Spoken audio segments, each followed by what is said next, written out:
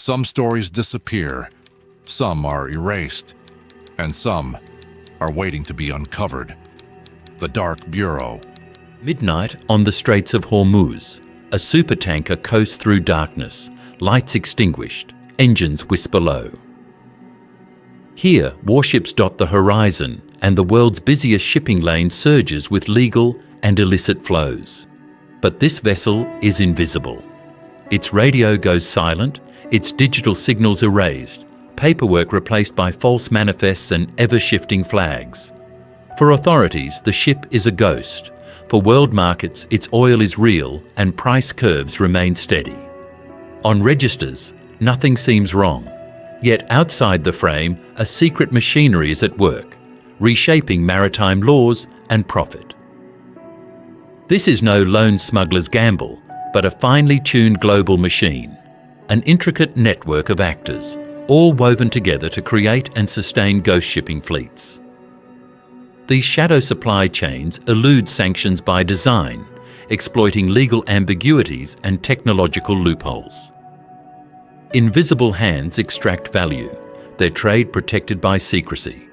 Rules, reworked as raw material, shape a trade where opacity isn't an accident, but a tool. Sanctions on nations like Iran and Venezuela in 2019 created the pressure. Official exports dropped, but the market shrugged off sudden disappearances. Analysts and maritime trackers noticed tankers blinked out mid-voyage, cutting their automated identification systems, AIS, for days, only to reappear elsewhere, empty, name and origin changed, histories rewritten, documents freshly stamped. Routine dodging became a deliberate, technical infrastructure. Dark, ship-to-ship transfers replaced port calls. Brokers flourished, generating cover identities, forged insurance, and sanitized digital logs on demand. Cyber specialists manipulated the data authorities depended on. Legal teams charted pathways through amorphous maritime codes, exploiting fractured jurisdictions worldwide. In this industry, legality became negotiable. Profit thrived in the silences between rules. When a ship was intercepted, the machine adapted instantly. New shell companies emerged, sanctioned crews vanished, registry offices rebranded overnight.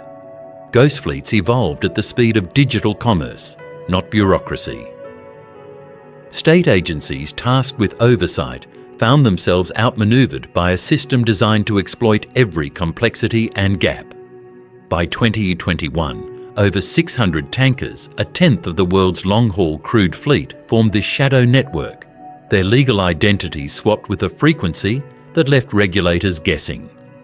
Flag hopping, rapid registry swaps, blurred lines between countries eager for registry fees or strategic advantage. Brokers in Dubai, Hong Kong, and across the Baltic traded not only paperwork but expertise, hiring lawyers and cyber experts to keep loopholes robust. For sanctioned nations, ghost fleets weren't mere circumvention. They became crucial lifelines to the market, converting embargoed oil into national currency and influence. Profits dictate the dance. Each clandestine shipment means billions for sanctioned states. For brokers, each run is a potential jackpot. Investors and commodity traders in Switzerland, Singapore and London measure risk and price in deniability. Banks and insurers build complex compliance barriers, yet determined actors breach them with crafted paperwork and digital manipulation. The certainties are few. Goods flow, entities are replaced when exposed, and deception grows more sophisticated by the month. Investigative coalitions, Interpol, the UN, journalists tracked anomalies. Ships traced from Oman to Malaysia to Greek waters, zigzagging, never touching official ports, executing dark nighttime cargo transfers. Some ships took deception further, broadcasting fake AIS signals, duplicating or fabricating position data, or embarking on registry cascades, changing national identities multiple times before inquiries could catch up. The paperwork trail led through layers of complicit registry authorities, fraudulent insurers, and delay specialist brokers. Loopholes in maritime law became new markets, each enforcement push met by new evasion strategies, often shared covertly via encrypted channels or private meetings in global finance hubs. Institutions struggled to keep up. Every crackdown bred new tactical innovations, always one step ahead of regulatory drag. In response, governments stepped up. The UN increased reporting requirements, the US blacklisted entire fleets overnight, and insurers withdrew coverage for suspect registries. But every measure only drove new adaptations. Ships travelled truly stateless for hazardous journeys, accepting built-in risk for the sake of profit. Enforcement inflated the market for workarounds. Paradoxically, in some cases, state agencies quietly enabled suspect traffic, suppressing evidence, delaying digital logs, or tolerating lapses for economic or diplomatic reasons. Down the commodity chain, refineries, power plants, and buyers across continents became unknowing recipients of laundered cargo, their due diligence limited or pragmatically incomplete. By 2021, industrialization took hold. Ghost fleets, once the anomaly, grew as a structural pillar of global energy flows. Certain tanker classes reported over a tenth operating off the books. Some ports, unable to compete on legitimate terms, cultivated their own shadow economies. In Malaysia, Singapore, and Gulf states, everyone, dock workers, customs officials, independent pilots, gained from the ambiguity, sustaining a communal silence essential to the operation's survival. A turning point came in 2023. An international consortium exposed a massive Russian fleet, managed through 70 fake flags and dozens of forged insurance contracts, creating a chain of custody so tangled that tracing real ownership became nearly impossible. The scandal sent ripples through diplomatic circles and trade desks, but did not break the system. Instead, some governments inquired how to employ the very same shadow brokers, seeking their own advantage under other sanctions regimes.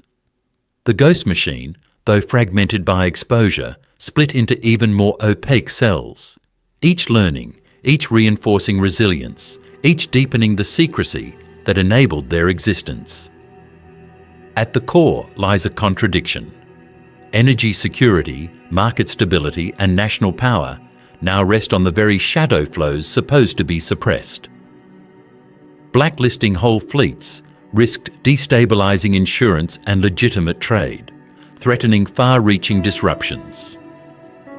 Hedge funds and energy traders invested in clandestine algorithms to track ghost activity, while shadow services expanded from the Mediterranean to South Asia and the Gulf. Those profiting from the system, even while publicly critical, found themselves dependent on its existence. The shadow economy stopped being workaround. Now it is infrastructure itself. Attempts at reform cycle endlessly. New laws are passed, operators devise workarounds. Ports deploy upgraded tracking. Ghost ships, perfect spoofing. Legal cases bogged down in jurisdictional tangles. Insurance firms spend more on fraud prevention than on claims. Advances in satellite surveillance and AI detection sharpen the chase, but the adversarial cycle endures. Every exposure teaches ghost operators how to become even less visible. Regulatory change limps along while digital arbitrage pivots in real time. The blueprint spreads. Techniques proven in oil now power the clandestine trade in rare minerals, sensitive tech, even embargoed military goods. Legal fragmentation, digital forgery, and rapid adaptation are now central to the world's shadow logistics.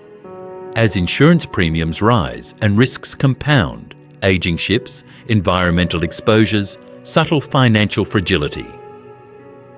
Banks and compliance officers know the scale of what escapes scrutiny is staggering. For every new mandate or transparency push, the shadow fleet expands in new directions, infiltrating the architecture of finance and risk on a global scale. Consequences ripple outward. A single ghost ship lost can spill toxic cargo, sparking millions in losses and years of legal wrangling, with communities and insurers bearing the burden.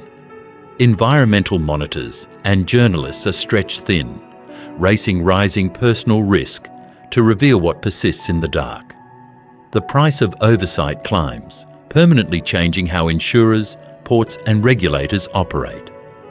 In the end, the shadow fleet isn't an aberration.